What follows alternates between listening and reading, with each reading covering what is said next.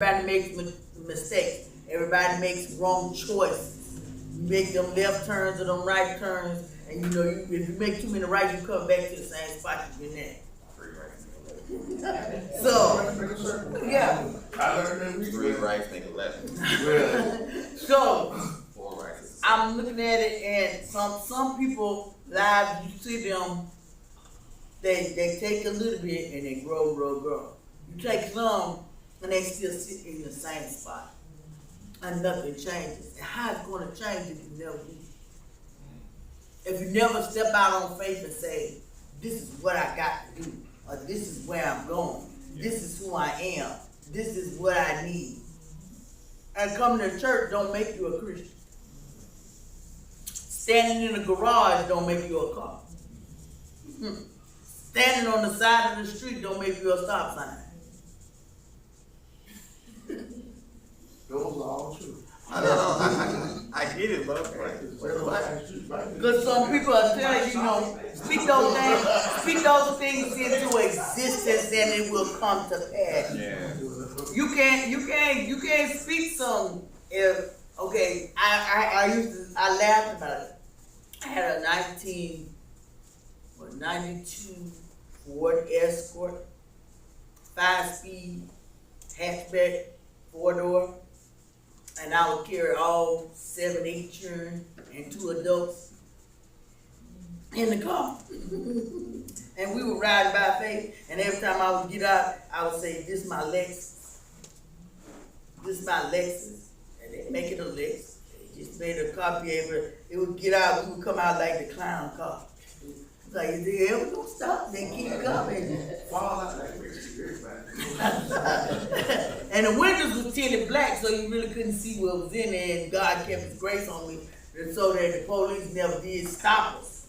But the thing was, yeah, we were rolling deep, but we had purpose. We had a plan. We were going to church. We were going to serve the Lord. We was going to do choir rehearsal. We was going to do Bible study. We were going to do purposeful things. And God put his hand on us, and he kept us. He helped us to grow from that little mustard seed, and we started becoming trees. And you got to realize where growth is, and where, just because you're flourishing in a place sometimes doesn't mean you're supposed to stay there forever. Right. God may say, I'm plucking you up to send you somewhere else. Yeah. Because you may be the source for somebody else to learn something else. Like when my mother decided to leave where we were for years, and she grew a lot, and she ended up going to church with my father. She learned much, much more because she now became a teacher. She no longer was the pupil sitting in the pew. She now had to put to test what she had learned. And what she had learned, it helped people grow. It helped change people's lives. And it was like, oh wow, Mom. And I was hurt because she left. But she had to. Because she had then come to her optimal point. And she had to move on to do the next thing in life. Sometimes, like you said, I never looked at my future. I never looked beyond where I was. But I knew it was coming. God would always tell me, every time I go into the bathroom at the salon and something's finna change, the Holy Spirit start prompting me and start telling me, this is about to change. That's about to go this way. And I know. And so when things change, I didn't get moved. I used to get upset and shaky because I thought people are supposed to be in your life forever. They're supposed to be faithful to you. And they're not supposed to stab you in the back because I've done great things for them. I've done wonderful things for them. I've been kind to them. I've been good to them. And then God was like, no, they got to go their direction. You no longer can hold on to them. You no longer can cover them. And I'm like, oh, my heart is hurt. My heart is hurt. But when God moved it on, and they moved on, I saw them begin to flourish even the more. And I was like, oh, thank you, Jesus. Thank you, Jesus. I said, because sometimes, if y'all know about the lucky bamboo plants. They the bamboo, you put them in a glass, and you can see the root system through the glass. And the bamboo, if you go into Chinese restaurants, you'll see the lucky bamboo. And it's, they look like stalks, but they grow trees. They grow leaves on them. Well, this man brought me one, and it was about 10 years ago. And I still got it in the same container that he brought me to. And it won't grow. It won't get no bigger than what it is. But the moment I put it into something new, it's going to flourish. It's going to shoot straight up. It's going to bud. It's going to do what it do. I was laughing. I was telling my husband's cousin last night. I had flowers by the front door, and for about 6-7 months, I didn't water them. I didn't bother them. And I was just like, and I'm looking at them, and I'm saying, I don't know why I keep forgetting about my flowers. And so it was one pot, and it had one leaf on it. And I had been looking at how to, make your flowers flourish. And they said, take 2 teaspoons or 2 capfuls of ammonia and put it in a gallon of water. And water the flower, because ammonia becomes the fertilizer in the soil. And I did that 6 months before, forgetting about the plants. And then I like to see have one leaf. And when I started messing with them and changing them out, getting ready to change them out, God was like, do you believe this one leaf can become a plant? I was like, he said, leave it alone. He said, water it and watch what happens. He said, that's how I do y'all sometimes. You gotta be alone to know that you can grow. So I started watering the flowers. And as I was watering the flowers, guess what? It got 4 leaves and the vine kind of went. And it was dead. I thought it was dead. And I was like, and the soil was so hard, it was brick hard. And I was like, stuff ain't gonna live. But you can be in a dead space and still grow. You can live in the midst of dry emptiness and still be grown, still flourishing. And I said, oh my God, so now I'm seeing, but I tried to root the other ones. Now you put them in the water and the root will begin to come out, but they dying, they drying up. So I know it's probably time just to throw them away. You can't. And I was just like, wow. And then he gave me a little aloe plant that I keep in the kitchen by the window. And that was the only flower of mine that was still thriving and beautiful. And I was like, because the Holy Spirit told me to read the directions on how to take care of the flower. And when I read the directions, it said, in order to water the flower, you know how like people pour the water in the pot and not on the flower. They told me to put the flower under the stream of water and let the leaves suck up the water, because the plant is a succulent. What does that mean? Huh? What does that mean? A succulent means, like an aloe or a cactus. A cactus plant it is a water source. So when you put the water on top of it, it makes the root go deeper into the pot. And the dirt don't necessarily have to be wet, but the flower does in order for it to grow. But I was lying with the cactus. When Mama was lying, certain one of the cactus, we shoot up the water straight down on top of it. But if we did it in the terracotta pot, sometimes the cactus will bust the pot. Because the root was growing. I could feel, but I said, Mama was like, she said, after so long, she like, you gotta take that out of that pot. and put it, repot it and put it in another one. Mhm. And I used to wonder, like, my mom got to repot stuff. And it's like, you repot it so they don't bust the pot. And because you've outgrown the vessel. And so that's how God is. And when we were talking years ago, me and my husband was talking about, they say you can't put new wine in the old skins. That's a lie. That's a lie. And they use it as an analogy. It was a good analogy to tell you you cannot keep putting God's word into an old vessel and don't think it won't break. Because the bottle is not conditioned to handle the new wine.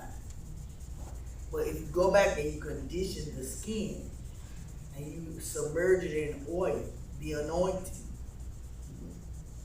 and it begins to stretch and it acts as if it's a new skin. And you can put new wine in this because the new wine oxidizes. And if it's old and it hasn't been reconditioned, it will fall apart. But if it's got the wine, if it got the oil in the skin becomes more flexible, more usable. So you have to look at how God uses us. If He can stretch you, you become more fruitful. You become more. You can't be more anointed because you're no more anointed than what God gave to you. But the anointing can use you even more. Right. If you recondition it, repurpose it, that's a process. What I love about what you were talking about and sharing, the key to, I think, a lot of what you're talking about is, and I'll go back to it, is that time in the midst of your praise and worship of God. Mm-hmm. And a lot of things that we go to do, how can I say this? The fuel to what you're going after in your life, let me say it this way. Or if you get to a place where you're stuck and you don't see what that next move is, you're not understanding, like you're saying with your nieces, how because they had certain things they wanted to do, they started doing things different in a different way to be able to be successful. They didn't let situational circumstance stop them from getting to the shop, from being also what some people term as a burden, or having to depend on everybody else to get what they need. There is something to be said about having some, having a mindset of, I'm gonna do it anyway. It can be dangerous. It can be dangerous because sometimes you persevere. Sometimes perseverance can also be your weakness because you won't listen to reason when it is obvious. Like Darius has a attitude or a skill sometimes of perseverance. It was bad when he was a teenager sometimes because, like you said, son, there's something bad down the road. I don't care. I gotta go see it for myself. That's bad because you're not taking wise counsel. But that kind of persevering attitude can be good when you put it in the hands of the Lord and you go at it anyway. You believe what God has said. Like I tell people when I marry my wife, I don't think people say, don't do it. Like, I think almost every guy gets that from somebody. Man, I want to do it, I want to do it. But when it becomes people who carry weight in your life that may say it, and you're saying, but I know what God told me. Like, I know what God told me. That's when, as I tell people, and I read in scripture, if everybody say God ain't real, should I then believe God's not real because everybody said so? No. Let every man be a lie and God's word be true. So that helps me understand that there may be a time in my life where what God is giving me, the wisdom and the insight and the vision to go after, may not be the thing that everybody says, you got this. But if God says it, then I have to recognize I don't need the approval and okay of everybody. And there may be times in your life where you're going to have to stand on your own too and say, I'm going with God. And it may not work out. All I'm saying is be able to stand on your own too and say, I really believe God told me to do this. And if something fails or doesn't go the way I thought, the way I planned, the way I intended, all right, God, what happened? And that is part of the relationship with God, is not having the attitude that because God said it has to work. I learned that from marriage. I know God told me to marry my wife. I know he told me when to get married to her. He confirmed it all along the way. But I also recognize, because he told me, that if you don't change, then your marriage is not going to work. So the God that told me to marry this young lady, that it's time to get married, this is your season for grace and for favor, to reap what I have sown. I have sown faithfully, being single and being what I call friend zone from everybody I can imagine in life from them 3 years, to go, now it's time for you to get married. I kept you from them for a reason. This is your wife. Walk in and be married. And now it's great. So if I ignore the rest of, if you don't change, it won't work. Some people have the attitude of, because God said it, it has to work. But we forget to continue to listen to the voice of the one that got you to this point. And that's why I go, your time of praise and worship is invaluable. Because when Joshua got to before the captain of the host of the armies of God, Joshua heard who he announced himself as being and fell down in worship. And we know from scripture that angels never allowed themselves to be worshipped. Other sons of God never allowed themselves to be worshipped. This is in the book of Revelation. Because John the apostle got before some people who looked wonderful, and he went down to worship him, and they said, no, worship me not. And they raised him back up like, no. I am a brother like you. I am an angel. I'm whatever. It's like, don't worship me. But Jesus, I said it's Jesus, who I believe revealed himself to Joshua at that time, allowed the worship to happen. So that's why I go, okay, this was Jesus that he was talking to, saying, I am the captain of the host of the armies of God. So I'm coming to tell you how to go take Jericho. And then he began to give him the plan of what to do. And the plan sounded crazy. Y'all read that? Get your army together, get them in formation, tell them put on their full gear, get their swords and their weapons, get in formation. The amount of preparation and planning that it takes to do that. Get the priest, get the Ark of the Covenant, and you're going to march around the wall the first day. On Sunday, you're going to get up and y'all going to march one time and go at the camp. On Monday, same thing. March one time, go home. Tuesday, same thing, go home. Do that all week. On Saturday, on the 7th day, you're going to march around it 6 times. On the 7th time, you're going to shout because God's give you victory. And then you go in. You mean to tell me we're going to go engage this city?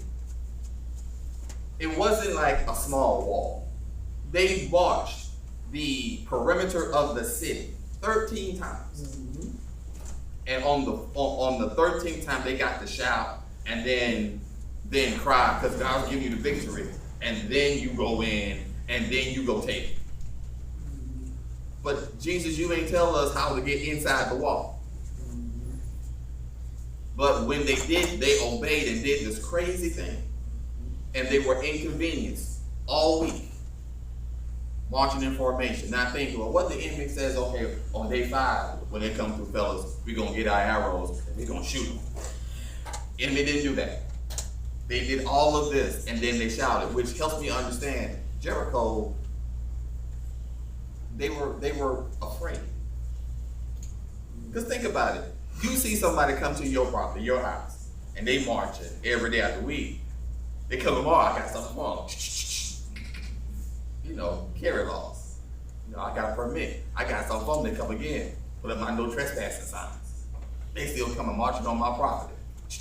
I'm calling the law. Next time they go get something. So an enemy, when you feel attacked, you start making plans. Because you know what that's about. But my point goes to, they are obedient to this crazy thing, and they did it, and it all because someone got to the presence of God and began to worship. And so praising God and worshiping God is a incredible, wonderful thing. Going back to when you are in the, let me go back a little bit because everybody may not know over here in YouTube land, because our Facebook feed is not working. So I've put the messages so everybody go to YouTube. Facebook got some stuff going on right now, but YouTube is always available.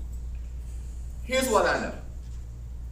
That when I lift my hands, as the song goes, with my hands lifted up and my mouth filled with praise, with a heart of thanksgiving, I will bless thee, O Lord. I love Psalm 17, but also 1 Chronicles 16, where I told you to go from the beginning, because David says, give thanks unto the Lord, call upon his name, make known his deeds among the people. Sing unto him, sing songs or songs unto him, talk ye of his wondrous works. What I know is when I lift my hands and begin to sing praises unto God, or when I begin to talk to God about the things I recognize that he's done for me in my life. When I say, God, I remember when I was a little kid at my great uncle and great auntie's house, and I had nobody to play with. You played with me out in the yard, and I could hear your voice, and you kept me calm. I thank you for being a comforter and a friend. Well, that was just your imaginary friend. Okay, fine. You call it what you want. I know it's God. I say it's God, so I'm going to move on. And then I keep going from there, because your mind will tell you, oh, that's just your imagination. All right, cool. I remember when I was a little kid and I was getting ready to run away from home. And you told me, don't run away, go inside and call your mom. Tell her what's going on, because the lights were off in the house. And I was frustrated because it's probably important. No, I'm running away. And I was close to like, don't close the door, don't run away. Go back in. It's like, he reminded me of that. Thank you for giving me wise counsel when I was about to do something stupid. When I would get mad with my mom because she did something to me, or I did something and I got in trouble for it. And I was in my room and I gave her to say, I wish she would die. He was like, don't say that, because when you say things, it will come to pass. You're going to regret it. Mm-hmm. He kept me calm and he gave me counsel. When things would go wrong, he was there for me. I remember being in school and wanting a scholarship for being an engineer. God gave me a scholarship for engineering. God, you provided for me. I began to go back and talk about the things that God did for me in my life, and how he blessed me, how he comforted me, how he kept me, how as a kid, I always felt like I was in the wrong family. Maybe I'm wrong. On the movie Coming to America, when he's going to the bathroom at the basketball game, and one of his citizens said, "It is you! Oh, we've been looking for you." I was convinced that I'm in the wrong family. There was a mix-up at the hospital, that one day I'm going to be in the mall, I'm going to be somewhere, because I didn't look like my family. Like, to me, everybody's beautiful, dark-skinned family members. Here I am, little light-skinned so-and-so, like, where I come from? So I'm like, I'm in the wrong family, and one day my family's going to find me. Like, my people going to find me. They're going, "Oh, it is you. We have finally found you. We have been searching high and low. You look like," and it's going to be one of them, "You're a prince and you come from royalty." Because this is not, I was not meant to be poor. Like, this is not who I am. But it was him giving me this understanding that there is more to who I am than what I'm currently experiencing. So I lived my life in a way. When people say, "How did you overcome poverty?" I never believed I was poor. I knew I was temporarily in it, but that was temporary.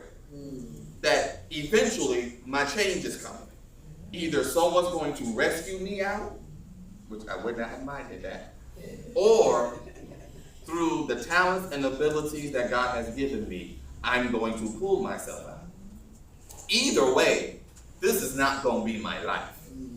This kind of situation, and this is not a knock on my mother or any loved one who helped take care of us, but I understood that this is not how life is supposed to go.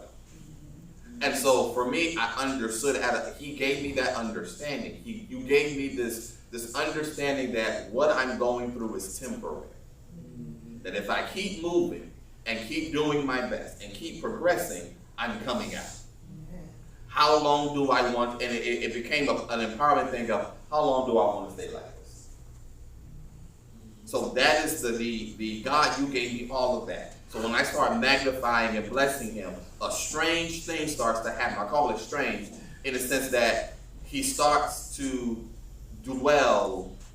I call it manifest, but he starts to dwell in the midst of my praise and my conversations with him. So I understood at an early age that whenever I decided to talk to God, He's listening, and he will make his presence known to me. And there are many other little small things. I remember being like, God, I ain't got no girlfriend, and it's Valentine's Day, and I want some flowers. I want some candy, some chocolate. Like, I want some stuff, and it's Valentine's. I ain't got nobody. And I said this in my car going to pick up my mother. And as I went to pick up my mother, someone walked past, and it was like, hey. And it was like, you want some candy and some stuff for Valentine's Day? I was like, yeah, sure. It's like, here you go, happy Valentine's Day. And she walks off. And I was like, I was just thinking, I want some candy and flowers. Some nice flowers. And that's when I realized, I like getting flowers. Like, I never got flowers. I was like a teenage kid. So I'm like, I got flowers. Like, this is awesome. And God, and there's many things like that where, you know how you just think you want something, and all of a sudden it just shows up to you? Like, those are what I call God moments. I'm like, God, I thank you. I remember these moments. I remember how you blessed me. I remember how you kept me. I remember driving past accidents. I remember what it is like to be in an accident and walk away from them. Some were not my fault. One in particular was exactly my fault. I didn't see the guy, and I was whatever, and I didn't even have the insurance at the time because the insurance, mama didn't pay the insurance. It's a whole big thing, and God brought us through. All kinds of things, troubles I got myself in that God got me out of, all of these things. And I start to remember, God, how you brought me out of my troubles and my distresses, my problems. When I caused this mess up and I run to you, you fix my problems. I start talking and remembering the things that he's done for me and the things, whatever. I haven't even gotten to being saved. I haven't even gotten to being spirit-filled yet. I haven't gotten to preaching your word and praying for people and laying hands on people and they're recovering. I ain't got to none of that stuff yet. I'm just on the stuff about my own life and my own mess-ups and the stuff I went through and the things, whatever, how I went back. It's like, I thank you for how I grew up. Being able to, as a little kid, go and travel and go different places and go to several states and vacations, while others, I didn't know the blessing that it was just to be able to go and travel and see other things and experience other cultures in a sense, and to go out of the country to Canada and to go down to, the Bahamas and different places, and you go to Florida, which seems like a whole nother country, and where it is, or to go to the places and meet people and see stuff. It's like, thank you. You know, God, I praise you, I magnify you, because I got relatives and friends who've never been out of the city. But as a little kid, I could identify with stuff, and it's just magnifying him for the stuff. And this is why, where it says, give thanks to the Lord, call upon his name, make known his deeds among the people, sing songs of him, and talk of his wondrous works, glory in his holy name. God, I thank you for how you revealed yourself to me even as a kid. I knew your presence, I knew your voice, or how you blessed my mom to get through. I don't know how she did it. And as you do that, his presence comes into the room. And so this is also where I give a small disclaimer and a warning, saying also with that, if I can, or if I don't have songs to sing, I can put on some praise and worship music that praises God and begin to magnify his name and sing the song with the music, whatever, and God's presence hits the room. Now it helps me understand I need to be careful, because just like you have God and Holy Spirit, you got lesser gods or pretend to be gods, and other lesser demonic spirits who try to imitate and emulate. So if I play some other music and lift my hands and do stuff, I got to be careful if I'm not drawing some other entities into my atmosphere to manipulate or control me. I ain't saying that every time you play something, you play Baby Shark, and you go singing Baby Shark, that's some little crazy demonic spirit. I'm not saying that, but I am saying it makes me aware to say, if when I lift my hands and sing praises to God, his presence manifests. Supernatural things begin to happen. Good supernatural things begin to happen. And I get this interaction with the Spirit of God, and I can get help, I can get healing, I can get grace, I can get mercy, I can get counsel, I can get strength. It's just good to be in his presence, because it feels great to be in his presence and to be able to express myself as I'm in the presence of God. If that happens with him, what happens on the other end? Or what could potentially happen on the other end? So then it makes me careful of the kind of music I sponsor or endorse or listen to. Certain people, I just ain't got time for. Back to that, not last Monday before, we was at the nursing home, and we was listening to the oldies but goodies song. And some of the songs, I was like, wait a minute, I ain't never listened to these words, and then you start listening to them. I was like, oh Lord, these words is ugly. This is crazy, because it was like the one song he said, more bounce to the ounce. And I was like, I never realized that's what they were saying. Really? What you thought they were saying? I was making up my own words.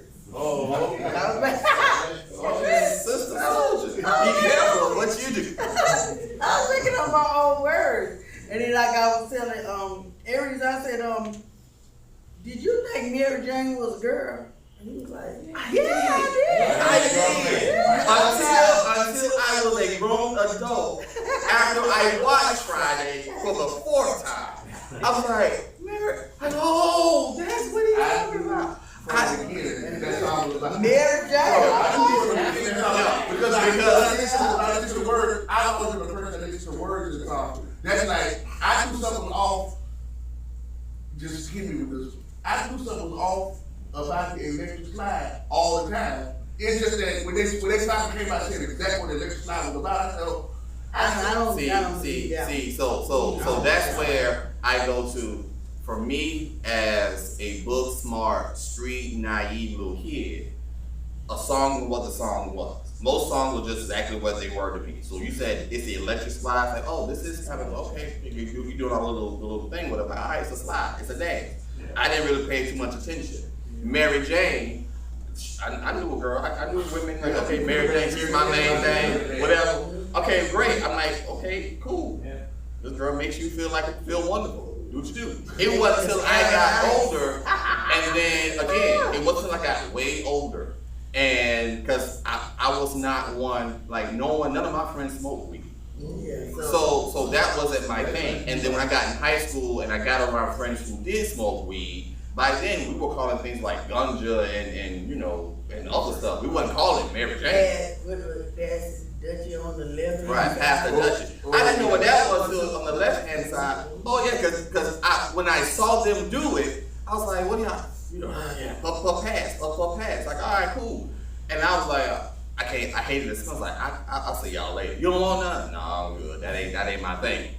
I was like, give me some Crown and some Coke, but this ain't my thing. So I would never be around them. And they were like, we're going behind the building. Y'all do what you do. I'm going to holler at these girls over here. And I would always go the opposite direction. Drugs was never my thing. Mm-hmm. So it took me a long while to catch it, because by then I had heard a lot of other rap songs, like Method Man's and all that, whatever, all them other songs from Wu-Tang Clan. So by the time I get to Friday and I'm watching for the 4th time and I see the little posters and things and whatever, I was like, oh, this fool. Wait, that's what. And I'm playing a song in my head, like, Mary Jane. Right. So then it made me go back and look at all the rest of the music that I loved as a kid, and that's when I began to realize, wait, Michael Jackson's "Billie Jean" is a Baby Mama song. Right. I actually got that one. Right. Like I got it, but I didn't get it. Like it didn't really like. Oh, he's saying. Smooth Criminal surprised me. That too. And Are You Okay? And Are You Okay? Is off. Yeah, that's those. But anyway, it's all of those. Like, so then I realized, as a kid, I should not have been singing these songs. Why did they let me sing all this stuff? So then, if you factor these songs can invite. I don't say people that carry with it. I think they invite open doors to other stuff. Then it becomes, now I'm starting to understand the influence of music. And as I continued, I got older and studied music and playing it and that kind of thing, and knowing, okay, this is what people do when you go to certain spots. It's instinctively in me that if a young lady is in my car as a single young brother unsaved, let me clarify this, back in my backsliding days, that if she were getting in the car, I'm not playing Wu-Tang Clan. Like, I'm throwing on some Isley Brothers, some R&B, some Keith, depending on the female. Now, if it's a cousin or relative, be like, hey, cuz, what you want to listen to? I let them run the music. So that way, you're running the music, we just chilling, having a good time. I might throw in some Bob Marley, this is what it is. But if it's a young lady who I'm interested in, then my playlist changes. And we put in some slow jam stuff, some Isolate, some OJs, some Temptation. Y'all don't know about them stuff. Some Shy Nights. Y'all, some old stuff. Because, I'm trying to set a certain mood. Yeah, and that's what I was saying about today's music. Yeah, hold on real quick. But that's why I say be cautious of what you listen to, because you're doing it in a way to change or acknowledge the mood that you're in. Mm-hmm. So if I'm angry and I'm upset, like when like I never understood females when they break up with somebody. Well, guys, that can do this too. Go listen to the breakup song, the slow jam. Like I didn't understand that. Like why are we playing that one? I can see if we broke up and I don't care about you no more. You know what? Go on some gangster rap that's calling women ain't nothing but hoes and this whatever. Yeah, forget him. I don't have time for him. I would on to the next. So then it's like I'm just a player whatever. I would play player music.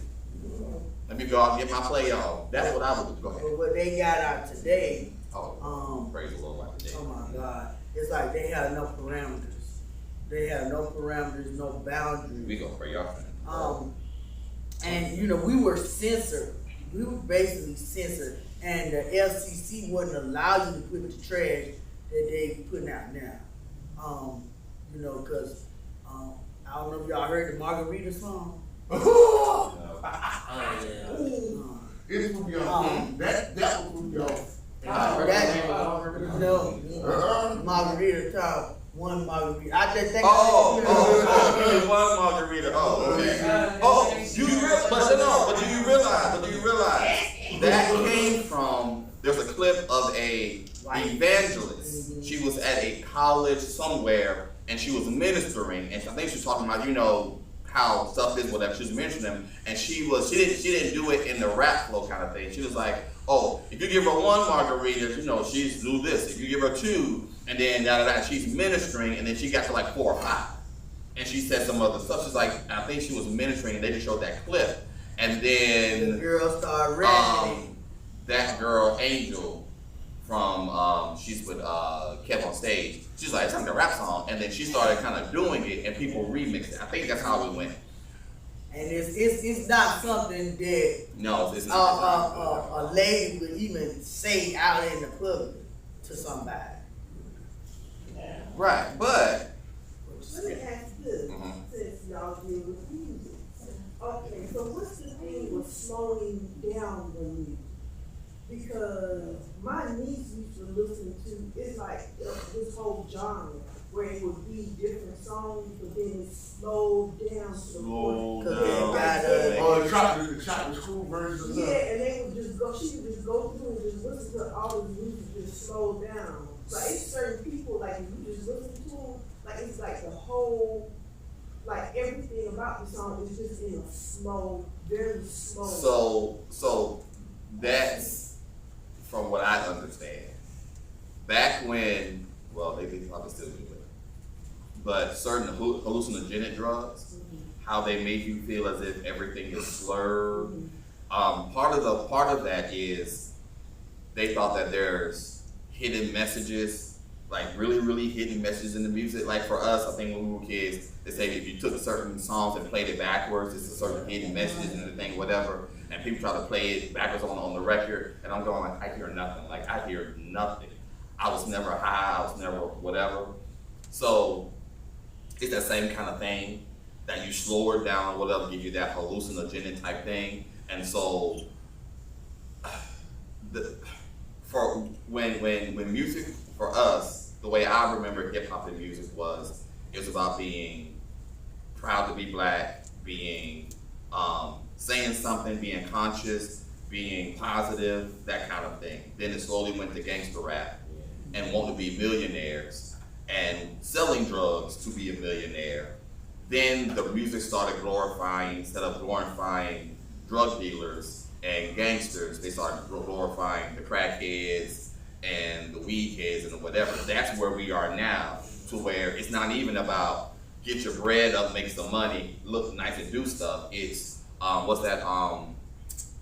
Percocet and Molly got me messed up and just whatever, roller test and all the other stuff. I'm like, So you're not sick, but you're taking something that's supposed to be only when you're sick, because it's gonna make me feel a certain kind of way. So the hallucinogenic aspect of drugs is where they slow the music down. They're doing things like that. I'm not all the way in it because it's not. It ain't my world, ain't my culture. But that's where some of their music came in, because people were doing that, listening to it, and then saying, "Hey, this is what I listen to. How I listen to it. Like listen to it like this," and we slow it down. Right. I used to tell, I was like, you seem to always be in a depressive state. Mm-hmm. And I was like, it looks like every time you get involved in that type of Music. genre or something like that, you change. Mm-hmm. You know, And she smoked the weed too. yeah, so- she spoke, Yeah. you know how she was Yeah. at that time. And I was like, that, you know, like you say, you break up with someone and then you listen to the music and then it makes that whole mood worse. Yeah. And I was telling her, I was like, don't do that. I was like, do you not see that there's a Yeah. correlation between Yeah. what you're doing and then all your little friends messed up? You know, y'all all participate in the same thing. Yeah. And then birds of feathers start flocking together, do the same thing. And that's what, right, and that's where coming to Christ and being a believer, and if you are at a place where you're struggling in something, really ask the Lord, why do I struggle with this? Because, go ahead. No, there's something that, one of the ways, something that you're saying that the other side, we know the real crazy God, especially the other side. Because I think a lot of us as believers don't understand this, and we still go to these concerts, or you're going to church, if you don't really understand that. Mhm. You go Yeah. to church, you're in there, you're raising your hand, you're clapping, there, you are bringing a presence in that is not of God, is coming there, and you're all in that. You're inviting all these spirits, because that's what's happening at these concerts. All these spirits are coming in, you're inviting them in, you're glorifying them, you're raising your hands, you're doing, the person that's even up there singing, they will stop and they will minister. They will talk, they will say things, they'll go back to singing. It's just like church. Yeah. And that's where you are. And as a believer, if you're in those places, what do you think is happening?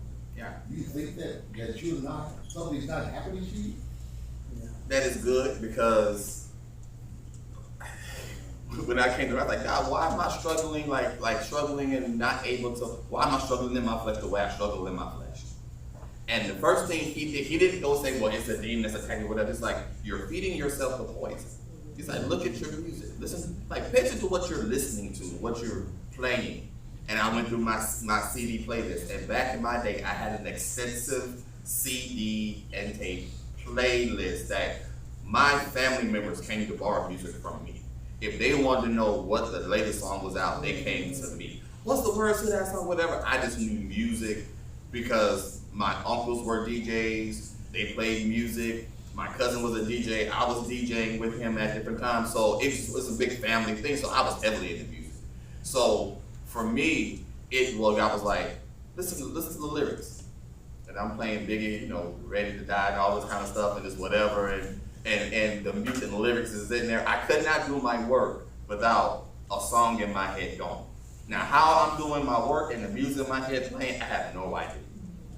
But it's just one of those things where it's just there. He's like, listen to what you're feeding yourself. He's like, you're going to have to clean out your music CDs. He's like, you got to get rid of this stuff if you're going to be able to walk successfully, because lust is your problem and you're feeding it to yourself. That was one. He said, now pictures to what you watch, the things you are attracted to when you watch TV. And I'm like, oh my goodness. So he's like, if it's got ungodliness, don't watch it. And so I remember saying to people, for a period of time, I wasn't watching them like Animal. I couldn't even watch Animal Planet because I go to watch it, and then all of a sudden here comes the lion with the lioness, and they're going like, oh. And now I'm thinking about interaction, like, turn this off. So and that's where I started spending a lot of time just reading the word, prayer, fasting. Let me just talk to God about stuff, and I began to get really great understanding of, one, how I was sabotaging myself, and then how the enemy was attacking me on top of that. And then what I was doing is, like, keep your hands to yourself. Like, learn who you are. Like, turn off the music. Before there was a thing called unplugging from social media. Like, turn off your radio for 1 week. No radio, no TV. It's word talking to me. That is it. And he's like, I want you to pay attention to how you respond. My flesh went under such, just like, I was like a crackhead with stuff. Like, I was fiending to listen to some music, to watch some TV, and that's when I'm getting to understand, oh, this is incredibly powerful. This is incredibly powerful of what I've been allowing and feeding myself all these years. And when you start breaking off from it, it is incredibly difficult. Whereas now for a lot of our children, you take their phone, they have whole temper tantrums. And they act like you're killing them. I know one kid called DSS because his mom took his phone.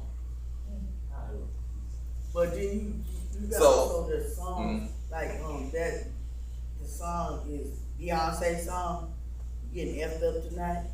And you see the people, they doing a dance to it. They don't realize what they're saying. They're like, so now I don't listen to the music. So now if you factor in praise dancing and other rituals that require hand movements and other different things, now you're saying, ooh, what could be going on? Not what is always behind every single thing you do, but what could be going on, especially if your family has a history of being a certain type of occult, ungodly practices. You, in a sense, have open doors and a taste, in many cases, to just go a certain way. Imagine if it's the same way where in certain families, we love to talk about how my mama's 27, child is 13. The grandma is 45 and the great grandmama's 60. No. The case is nobody's married and this little girl is 13 and they're all saying little fast tail girl, yada yada yada, because they see what's getting ready to happen.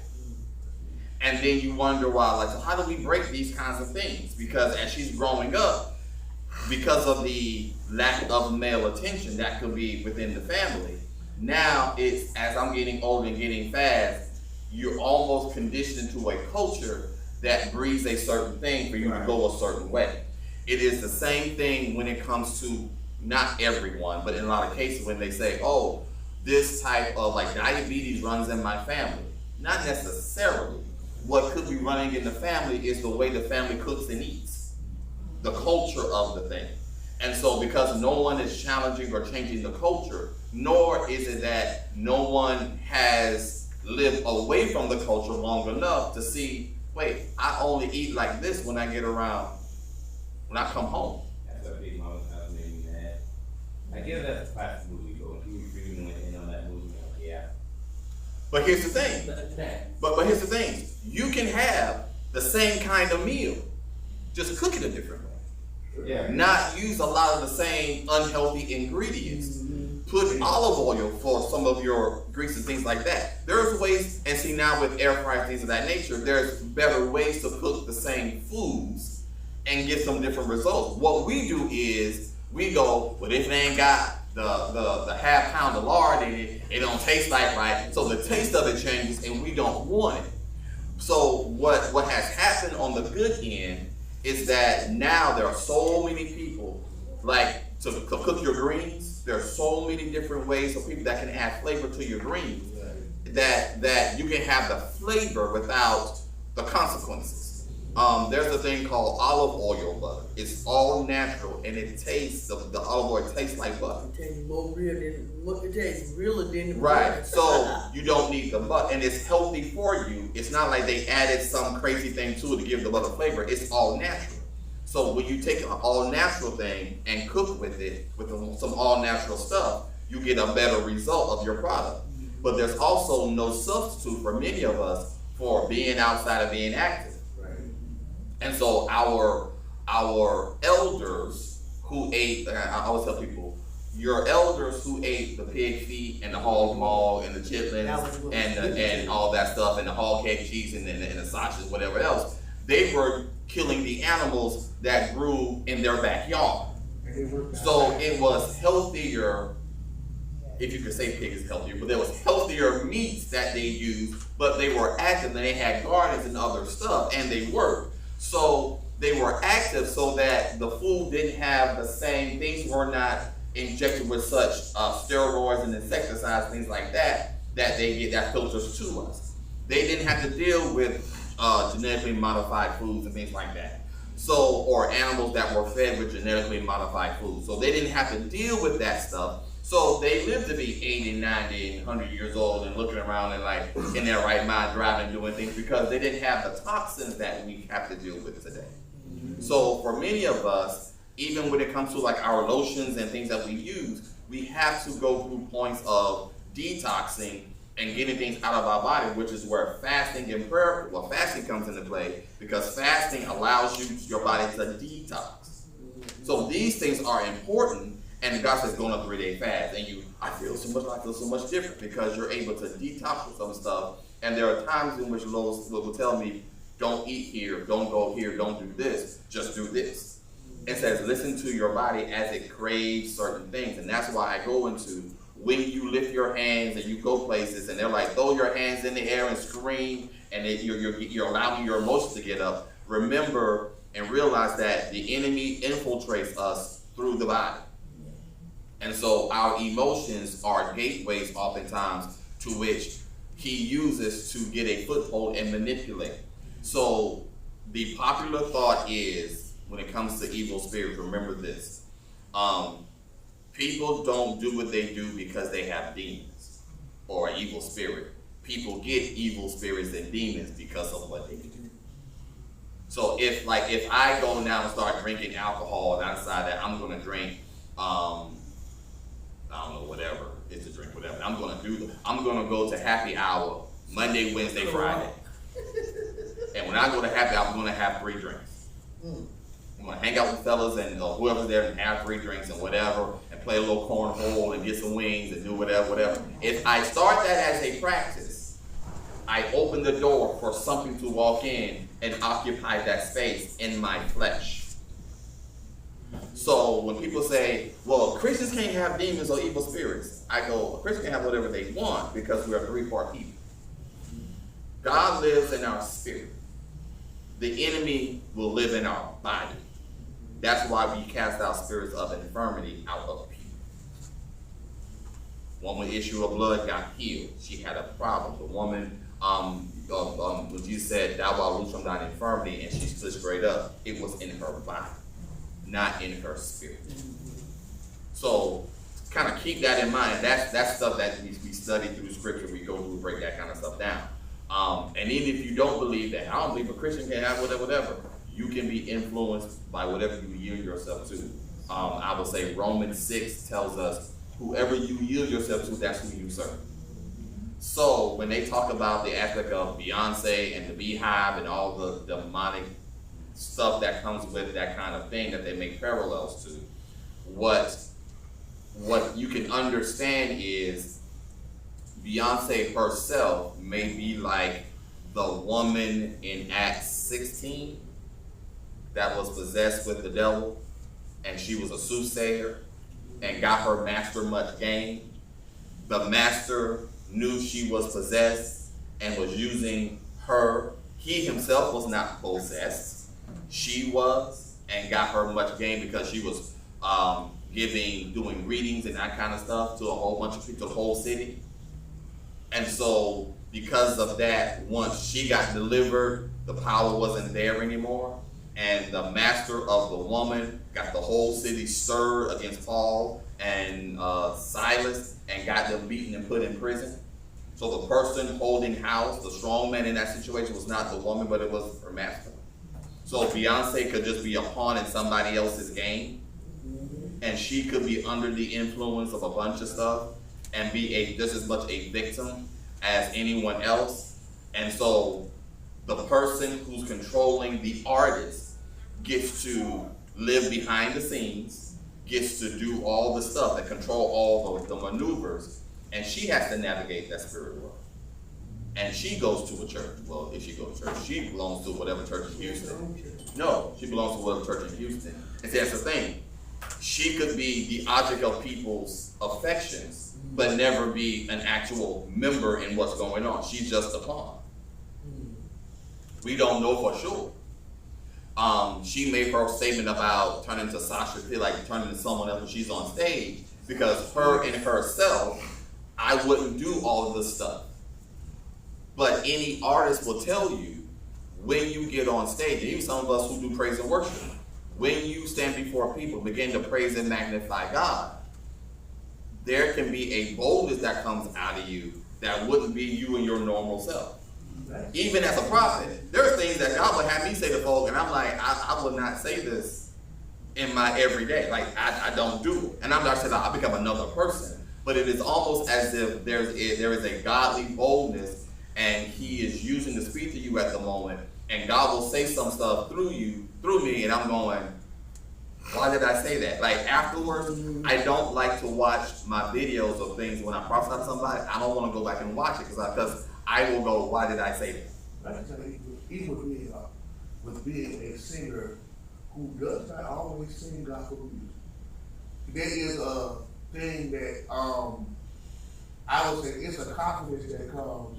I know for me, it's a confidence that comes when I get up to sing. It's a flow. It's a whole thing. But I definitely would say I come to become another person. But it's a flow. It's a whole. I don't know how to say it. It's a whole set. And I just believe. I know that my talent is God given. I know whatever I use when I sing is whatever come up. But I don't, like I said, I don't always get up and sing gospel music. That's not always my thing. Right. But every time when I get to sing, there is a confidence that comes that doesn't come when I stand up and talk to people. It doesn't come when I stand up. Like, I know I'm not a clothes model. Yesterday I was put in a situation where I had on nice clothes that could walk on stage. I was nervous, but I'm never nervous on stage. It doesn't happen. Right. Because now, there's the thing of being confident in your gift. Right. Because you know where it comes from and you understand whose you are. Here is the danger that has happened to the entire music industry. That I was talking about this last week with my father. I took some time with him for Father's Day. We were talking about this with music. It's like, here's what has happened. Artist or musician at church, made tracks. Just example now that I actually did this. But I made tracks and I made music. And out of my prayer time with God, my worship time with God, here comes this wonderful, beautiful melody. God gave you this ability to create the sound. And as I created the sound, because I'm a musician, I want to make music for my money, I put my tracks out there for people to buy and people to listen to and this and the third. And so now people purchase my stuff, and one person heard like, oh, it's got something on it. It's got that spiritual sound to it. I like it. And they put their ungodly, demonic lyrics on top of my stuff. So when you put this out to the masses and you hear the sound of music, because I'm kingdom, I hear kingdom sound in ungodly words. What I do with that? So what about how now that gospel music is taking the world song and turning them down? That's what I'm saying. They've always done it. And they've always in a sense, they've always done it. But here's the thing. It's always been mixed, but it was kind of undercover. Mm-hmm. So when I tell you the number of musicians who go, I was the bass player for Hezekiah Walker, Love Fellowship, name is wrong, Reggie Parker. And then he says, and one day he was doing his Instagram thing, he's like, music that I played for, that was just straight hits. And he went through all the gospel stuff. I was like, yeah, I remember that, yeah. I used to read the artists and everything else on. I was the nerd that would get the CD cover, open it up, and read through it. So I would read who produced tracks. I would read, so I got to hear, okay, so if a jam has a certain sound to their stuff. So when I first heard J Moss, he sounds like Pink. Pink is a secular artist. Mm-hmm. J Moss, Pajam, did her first album. Oh, there you go. Now it's like, oh, okay. So I'm connecting sounds. When you listen to certain bass players like a Bootsy Collins, who recently did Silk Sonic, he is from James Brown and before, all from the 60s all the way through. Mm-hmm. I could count his catalog from all the way through. When I hear him play bass, I know Bootsy. And he's psychedelic, funkadelic, all that stuff. But he's influenced so many people so that when I heard Silk sound, like, wait, that's a different sound. What's this? What is this? Like, okay. Boosie. So when they said, oh, Boosie Collins' name, I was like, oh, okay. Say no more. I can't really listen to y'all because I know where this music takes me. So let me just leave this alone a little bit and go on about my business. But here's what happens. Because of the sound of the music, you can't help but hear it. And then now it's in you. You gotta, I know me. Now some of y'all are like, oh, it don't matter. Because I'm a musician, I grew up with music. When I hear it, I can't unhear it. So then it starts playing in my head. And then whatever, if I'm not careful, I'll be walking through the house singing the song. Like there's this new birthday song. Someone did they remixed Birthday. And I was singing it, I heard it twice, and I was singing it. And it sounds good, but it's different than the birthday song. Anyway, when you track sounds, because there's a sound, there's a kingdom sound, there's an ungodly sound. So when you hear a Ozzy Osbourne, who is incredibly demonic, what he's done over the years is they take, and I'm like, how come this guy has not died yet? Is he like 100 or something years old? Like he should be dead by now. The things that he's done, he should be dead by now. But that they play it in baseball and in football a whole lot. No. But I'm saying the stuff he's done, he should be dead by now.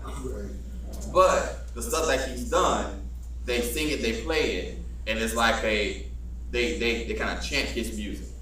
Oh. The bass line to a lot of his stuff, whatever. So you can't get away from sound. Because when the crowd gets hyped up and everybody gets excited, then they start chanting stuff. Or doing bass lines. Which is no different than what we did as kids in high school. For us, it was DJ Magic Mike. Well, yeah, on church, whatever. A DJ Magic Mike, we will hum the bass line to all his music. But think about Paul Morton. He got Prince song in. Oh yeah, that was Prince. Let It Rain. That was at all the end day. of the song, he's going, The whole song is Purple Rain. No, the whole song is Purple Rain. I'm sorry. And every time you get to the end, I'm like, Purple Rain. Well, I'm thinking, but that's why you did it. So my point goes to, there has always been this mixing of music because a lot of musicians, to make ends meet, and we can argue it's the church's fault or whatever, they were, well, I want to be a musician. Like, you grew up playing in church, but church will only pay you so much. But if you say, I can go on tour and make $100K in 3 months just playing drums, I'll be back. See y'all in 3 months. That's what people do, and they catch them young. And then over the time, of course of years, they play whatever. I was watching an old Donald Lawrence Bible Stories DVD on YouTube. Looking at the musicians playing, there's a guy, he was playing keys for Donald Lawrence at that point in time. This guy is he went on to become one of the best R&B producers in the world. He's all of the greats of the greats, R&B music, from your Beyonce, your Babyface, your Tony Braxton's, your whoever, your who's who. He's playing for them. He's producing, writing music for them. TLC, all of that. So when I go back and look at the musicians and track their career, I go, oh, that's why their music appealed to me so much, because they honed their craft playing before Jesus. And then when I can put these chords together, oh, you play so great, do this, because you do this all the time. And when churches have 2 or 3 services and you're switching out musicians, we do that because every musician has a different sound to them. We play the same song slightly different all the time. So when you get a different mix, everybody brings something to the table. And there's a flow of creativity that happens that you can call it being in pocket. All of a sudden a groove hits, we're in pocket. Now we're creating new music right off the cuff. Where's that coming from? And so that's why I go, music is an entity and a language in and of itself. It's incredibly powerful. You have to know how to use it and how it affects you so that you understand how far you're going to go. Many of us say, as believers, you probably shouldn't listen to any kind of secular anything, because nowadays, well, at one point in time, we felt like there was a difference between holy and unholy. But now with our musicians, ain't no difference. Because they'll get somebody who's a cold bass player, and they don't even love the Lord to play on this track, because I need the bass player, and you're going to come and do the session, and you cold. I want your sound. Isaac Curry did a lot of secular music.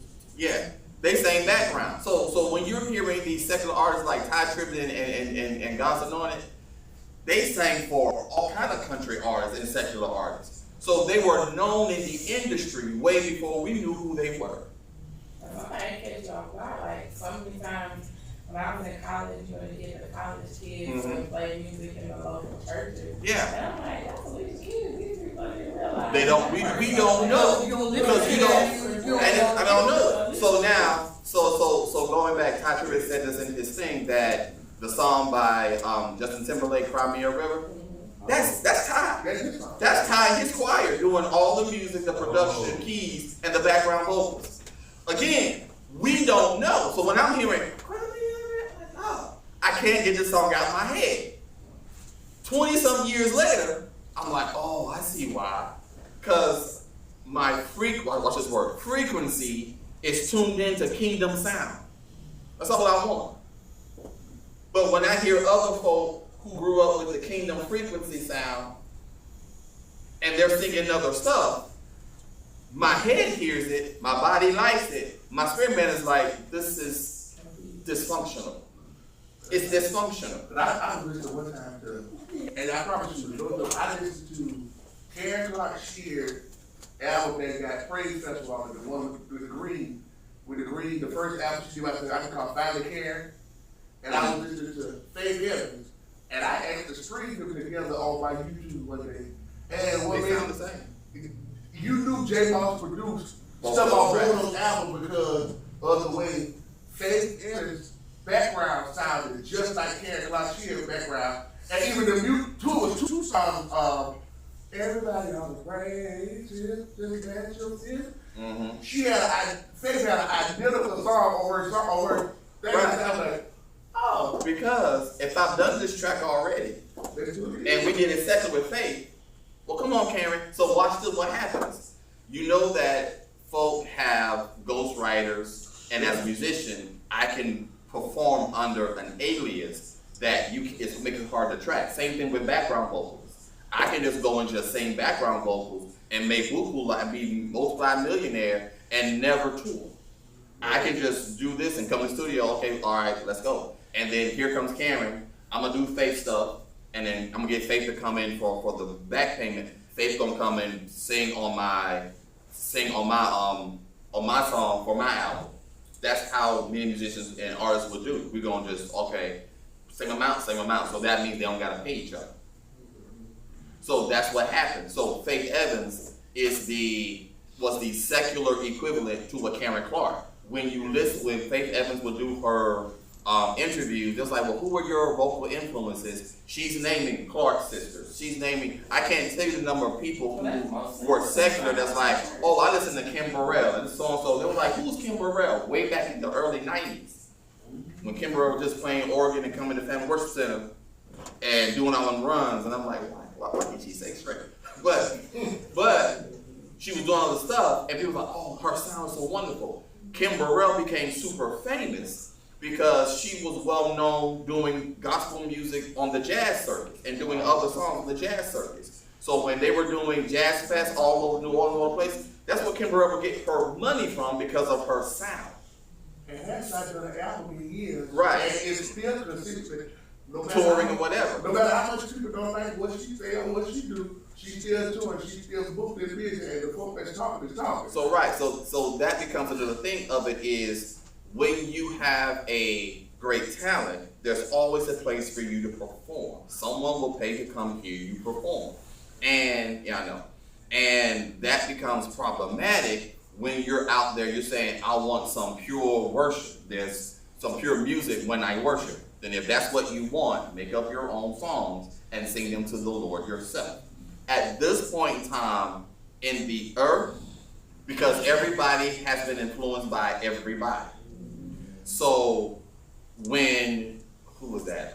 What a group, well, I can't think of the group name at the moment. It'll come in a little bit. When they're talking about, they're singing their song, it's about the Lord, but they got Jeffrey Osborne back in love again, just behind, as they're singing it. Is that Chandler Moore? No, not Chandler Moore. It's a group from back in the day. God's Grace, Trinity. 357. No, not 357. No, that's secular. 357. Trinity 57. Is gospel, baby. Okay, but you said 357. That's old. Never mind. That's You old. call that two groups. Yeah, you call out two different groups. You mashed them together. But so they were produced by R. Kelly. Right. No, R. Kelly did a song for them way back in the day. It's By God's Grace. It's an R. Kelly track. Because you heard the sound. It's R. Kelly's sound. No. But I'm saying that's that. So when they come with, and all these like with this other song, and it sounds like Jeffrey Osborne, my mind goes back to sitting in the kitchen singing Jeffrey Osborne with my aunt and my cousin, not magnifying the Lord. So here comes an issue that I have with mixing the secular with the godly, taking secular music and keeping the music, but then putting godly lyrics over it, or saying I'm praising God, is that my first thought goes to where I first heard it from. But you don't feel like that might bring some people in because No. I know some of the students. Wait, no. Right. Because they're like, oh, it's lame, it's not like this. But then when I put on Ty Tripp or something in class, because they don't know it, they're like,